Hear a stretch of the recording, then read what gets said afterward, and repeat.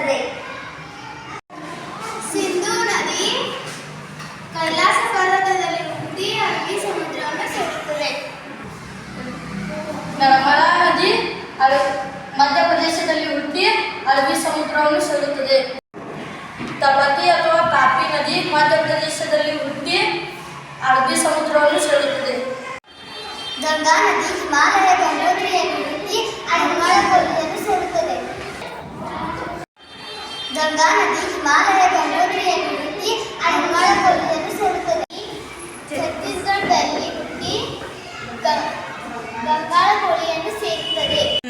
ಮಹಾನದಿ ಛತ್ತೀಸ್ಗಢದಲ್ಲಿ ಹುಟ್ಟಿ ಬಂಗಾಳ ಕೊಲ್ಲಿಯನ್ನು ಸೇರುತ್ತದೆ. ಬ್ರಹ್ಮಪುತ್ರ ನದಿ ಟಿಬೆಟ್ನಲ್ಲಿ ಹುಟ್ಟಿ ಅಸ್ಸಾಂನ ಬಳಿ ಬಂಗಾಳ ಕೊಲ್ಲಿಯಲ್ಲಿ ಸೇರುತ್ತದೆ.